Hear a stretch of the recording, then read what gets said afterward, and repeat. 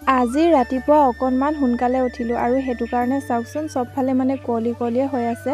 আৰু শুই উঠিয়ে প্ৰথমতে আহিলোঁ এয়া হাতত খৰাহী এটা লৈ পেলাই আমাৰ শিলিখাজোপাৰ তললৈ বুলি, মানে শিলিখা দুটামান বুটলোঁ বুলি আহিলোঁ। আৰু এয়া দেখিছেনে ইমানখিনি শিলিখা পাই গ'লোঁ। আৰু তাৰ পাছতে আহিলোঁ হাঁহৰ গঁৰালটো খুলি দিবলৈ বুলি। আৰু অকল গঁৰালটো খুলি দিলেতো নহ'ব, সিহঁতক খাবলৈও দিব লাগিব।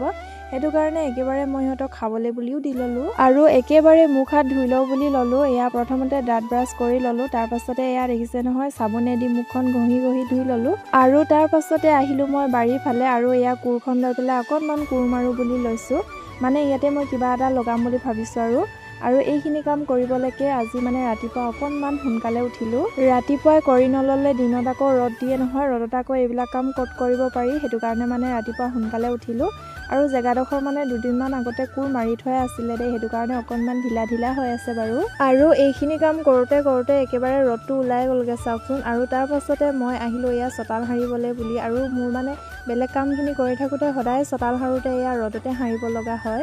ৰাতিপুৱা যে শিলিখাখিনি বুটলি আনিছিলোঁ সেইখিনি মানে এতিয়া মই বইল কৰিবলৈ বুলি লৈছোঁ। আৰু এয়া বইল কৰি মেলি এয়া ৰ'দত শুকুৱাবলৈ বুলি ল'লোঁ। আৰু এয়া হৈছে একেবাৰে পিছবেলাখিনিৰ ভিডিঅ'। ৰাতিপুৱা টাইমত যে মই কোৰ মাৰিছিলোঁ তাতে মানে এতিয়া মই এই ধনিয়া গুটিখিনি সিঁচিম।